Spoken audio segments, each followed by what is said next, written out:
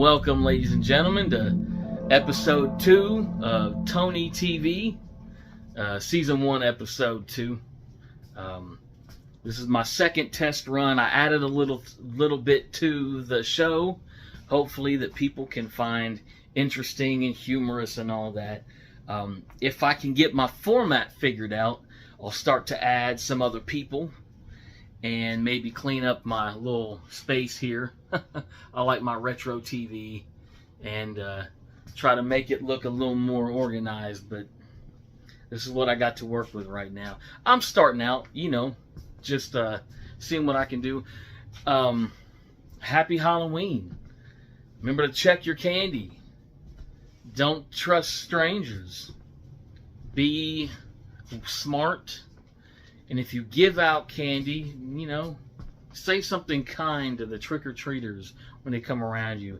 Anytime people engage with you, it's a chance to say something positive and have a positive impact on the world around you. And I think that that's, an important thing to do. We need to add positive energy and not negative energy or selfish energy or just staying out of it. Because, people, if you're a good person, knowing that there's other good people out there may encourage them. Because sometimes you think, I'm the only one. Ain't nobody else out here. And then you meet people and they say something, you're like, oh, I'm not the only one. And it kind of gives you that boost to keep going, So, last year, in 2022, that was the first year I ever gave candy out. And I was utterly shocked at how many kids called me sir, thank you, sir, have a good night, sir. I mean, I was like, about fell over. I was like, where have these kids been? Where in the world have they come from? But it was like pretty much all of them. And I was shocked, but that was a good experience for me, to see that they're not all stupid, depraved lunatics, So it's a good thing to do. So thank you for watching ToneyTV. Stay tuned, and I'll be right back.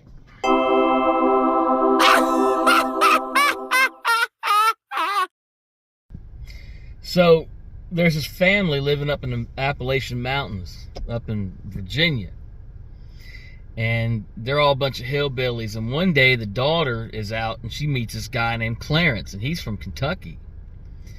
And dad and son, tell the daughter, like, look, you don't need to mess with this guy. We don't like him. She's like, well, I love him. He loves me. He says he's going to love me forever. So she marries him. And she goes down to Kentucky to live with him because he's from Kentucky. So time goes on, one day they get this phone call. And it's their daughter. She's calling them from Kentucky. She's like, you got to come down here and get me. They're like, why? She's like, because Clarence, my husband, is beating me all the time. He said he loved me, but now all he wants to do is beat me all the time. And they're like, what? He's beating you? Well, we know how to deal with guys like that. And so they get in a truck, and they're like, we're going to go down here and take care of this guy. So they're driving, they get about halfway to Kentucky, and they go under this overpass, and they see this sign that says, Clarence, 10 foot 6 inches. They get scared and they go back to West Virginia.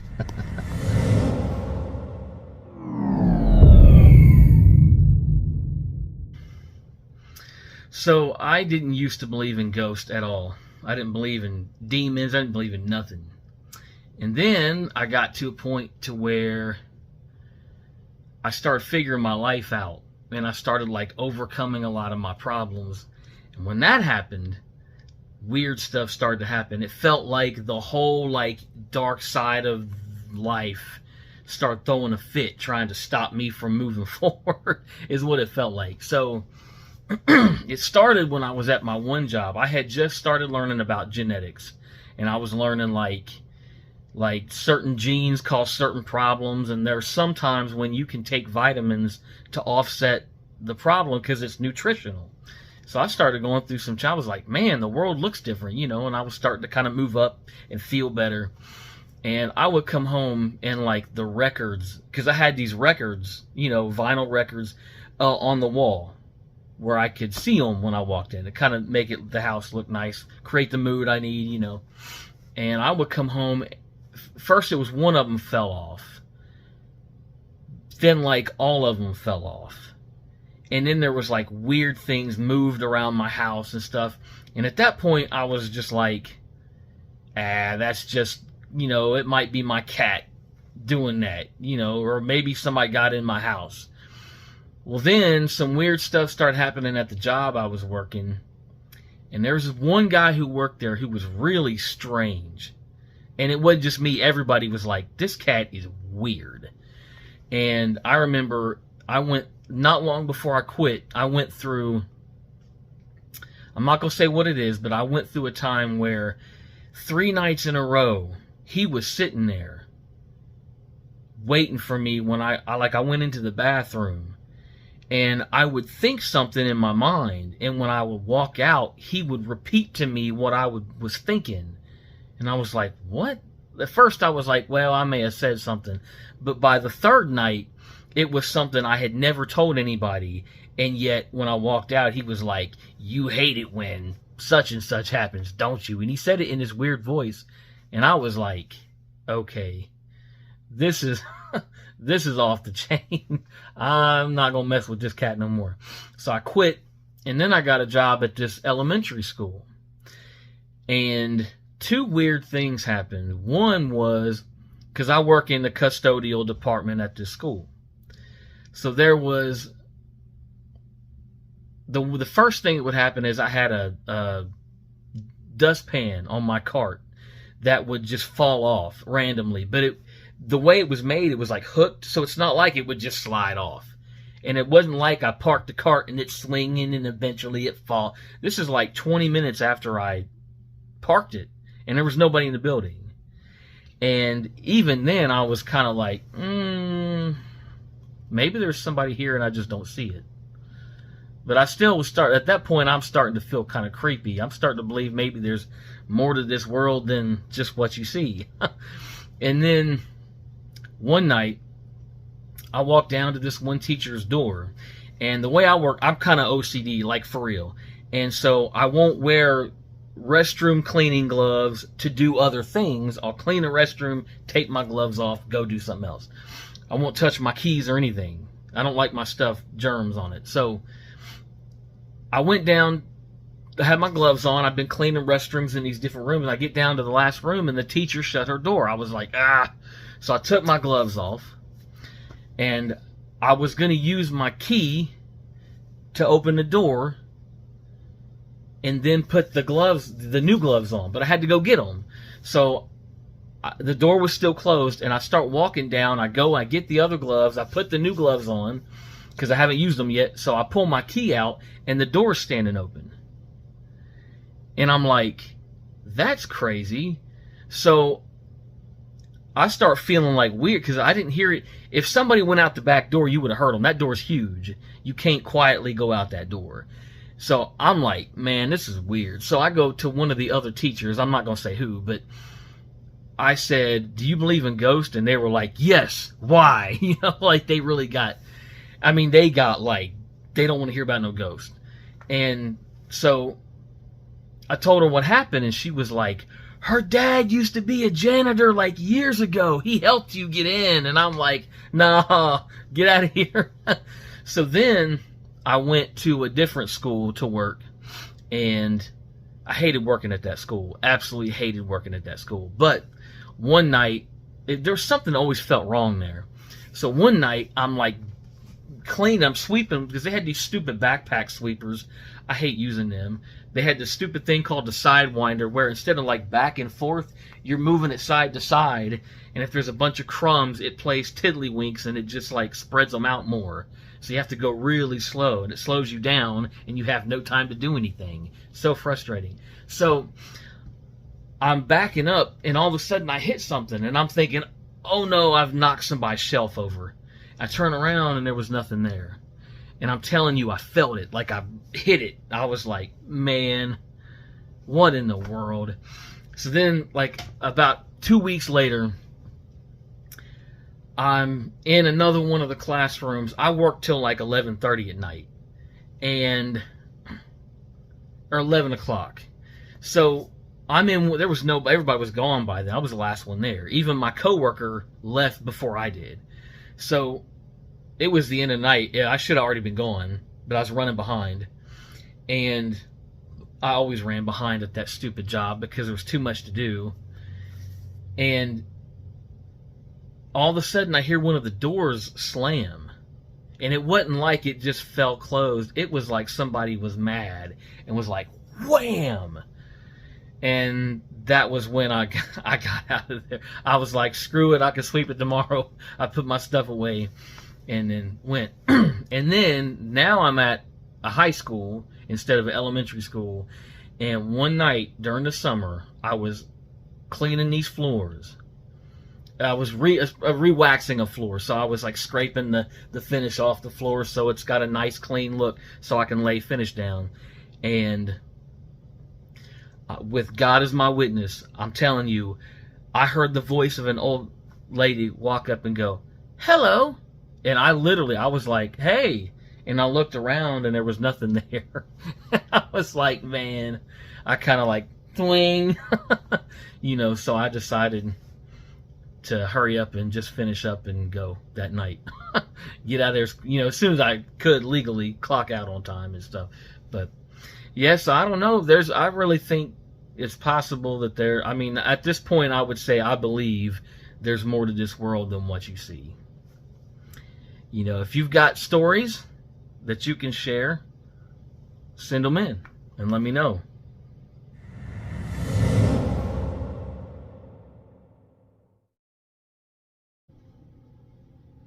Movie review, Halloween edition. Today I'd like to talk about George Romero's Living Dead saga.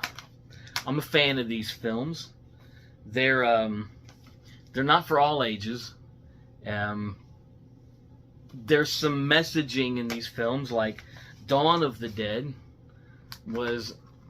has some messages about consumerism and some socio-political stuff in it. Kind of subtle. I'm a huge fan of these films. I saw the first film, Night of the Living Dead, when I was 7, 1988. Scared the living daylights out of me. And the funny thing about it was, we rented the tape. My parents thought, well, it's black and white, so it can't be that bad. So we rented the tape. And when I got home, it was like it just emanated this energy. And I knew it was going to be a bad dude. So I waited till 5 o'clock in the morning. I actually slept. The one time in my childhood I woke up in time to watch this thing at 5 o'clock in the morning. And man, I was glad I waited, because it it changed my life.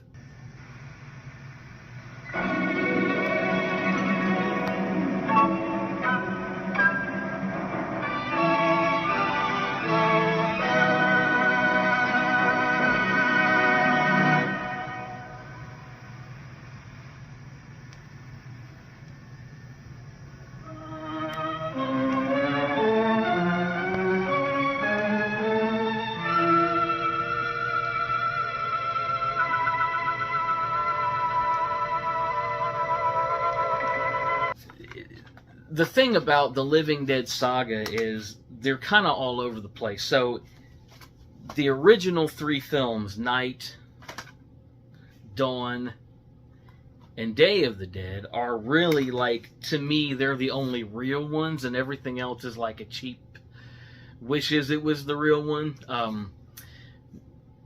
In Europe, Dawn of the Dead was actually, over here it's the second in a trilogy. Over there it was the first in a whole nother saga, where Lucio Fulci took it and they made Zombie. So this was called Zombie Dawn of the Dead, and then they made Zombie 2, which, because over here it was already part of a trilogy, Zombie 2 was just called Zombie. I think Italian filmmaking is neat, but none of those other zombie films carry the quality or the messaging or just the meaningfulness of these first 3 films. Now, they also made Land of the Dead, which to me is not legit because it doesn't follow the criteria of the first 3 films. But if you look at it socially, you've got just a lot of Easter eggs in these films. Like, for instance, you can look at this as a metaphor for the rise or the decline of Western civilization. So in this film, it starts out with Johnny talking about how he doesn't go to church anymore. So he's leaving behind, like, those principles that kind of made our country what it was back in the day. And then in this film, like, and at the spoilers, if you haven't seen it, shame on you, you should have seen it already. But in this film, everybody dies at the end. In this film, they show respect to the nun zombie and don't shoot her. So they're kind of starting to, like, have some sort of faith thing. And at the end of the movie, there's a chance they might live.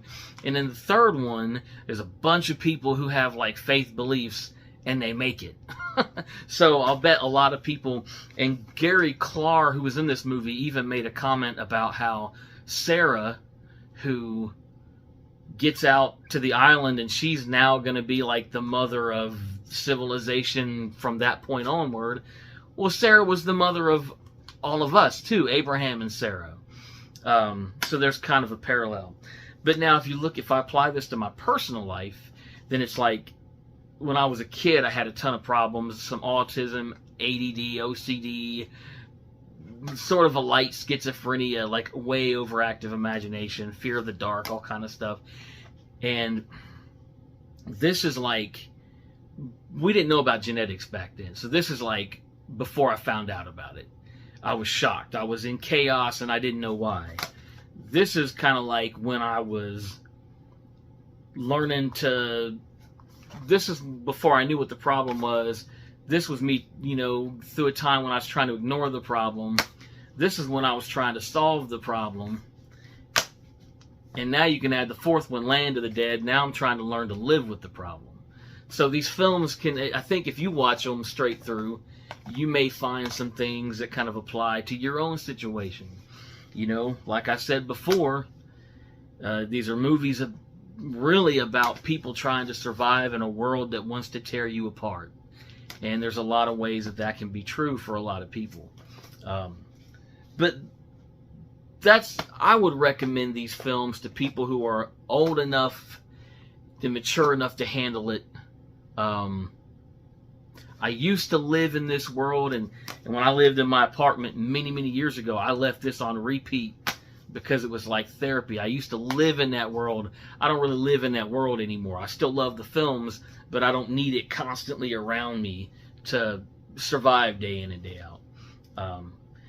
It's all about moving forward. Problems should be faced and overcome, and then we move on. And I like that. So this Halloween, and really any time of the year that you're into it, check out, if you can stomach it, if you're into it, check out George Romero's Living Dead Saga, the originals, and then of course the Universal Pictures contribution to the saga unofficial. It's not really real, but it's cool. Anyway, there you go. Enjoy the films.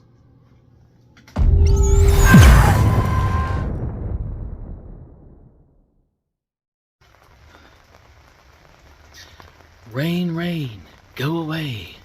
Come again some other day. Preferably Thursday, because that's my birthday, and if it rains, I won't have to.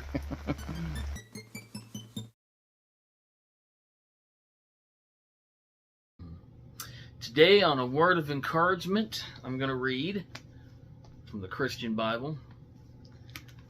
Timothy, this is the New American Bible. It's a Catholic edition. I read from different translations. For a Halloween special. 2 Timothy chapter 1, verse 7 says, "For God did not give us a spirit of cowardice, but rather of power and love and self-control." And so the King James Version says, God did not give us a spirit of fear, but of power and love and of sound mind. Now there's some people that read that and they think it's something you're supposed to say when you get scared. You know, like they start to feel scared. Well, God has not given me the spirit of fear. And suddenly the fear just goes away. And that may work for some people. But the way, that never really was my thing. To me, that's like information. And so it's telling us this is how we're designed to be. Doesn't mean you won't feel fear. And there are times when it's good to feel fear. You know, like if your life is in danger, your fear drives you to survive, to get out of there, fight or flight. But in this version, it says cowardice, which is more like a constant fear. You know, if you feel constant anxiety, constant depression, constant feelings of discouragement, pessimism, you know, everything's always negative and that's all it ever is, and you see the worst and you're paranoid. That's not how we're designed to be, which means probably something's wrong somewhere. And so that's what Paul is trying to tell us, you know, when he says, God has not given us the spirit of fear, of cowardice, but of power, love, and of a sound mind. In other words, if everything's working properly, this is how you should be able to function. And, you know, if we look at nature, we see like the birds and the deer and even the lions and tigers. Yeah, they do things to survive. They fight. You know, they cry if they get hurt, but they don't just walk around crying about stuff. They don't walk around fussing and fighting all the time. You know, you see families that are dysfunctional, somewhere there's a problem. So for me, I used to tell people, you know, like once in a great while I'd have a good day. Every now and then I have a good day, and maybe like a couple good days a month, and the rest of it was just bad. Now I'm on the other side of that, where I would say, concerning the depression and anxiety thing, I have a bad day once in a while, instead of, you know, a good day once in a while. But part of that is because I learned about my genetics, and I learned that I have 4 of the 5 genes for depression. And I learned a bunch of other stuff. And so I made some lifestyle changes, some dietary changes. I take some vitamins, and things are way different than they used to be. I'm in a much better place. And so, you know, part of the reason I got there is because I believed the good word when it said that God has not given us a spirit of fear. We're not made to feel that way all the time. And so I think genetic health, there's a lot of different types of problems, so you got to go on your own journey. But I think genetic health is one of the things that's causing a lot of the problems today. So I would like to recommend this book by Dr. Ben Lynch called Dirty Genes. And you can learn some things about your genome in there. Always consult your doctor, you know, about problems and stuff. But just keep in mind, God has not given us the spirit of fear, but of power, love, and of sound mind. That's who you're intended to be. And I would encourage you to stay on your journey moving forward until you get there, no matter how long it takes. All right, everybody. Thank you for watching my show, ToneyTV. I appreciate the views and the interaction and taking time out of your day to see what I'm doing. I try to make each show a little better, so you take it up a notch. This is where I'm at right now. I'm going to try to add a few people maybe for the next episode. We'll see what happens. Keep moving onward and upward. I hope you have a really fun Halloween. Stay safe. Be responsible. And I will see you next time. Peace and love. I'm out.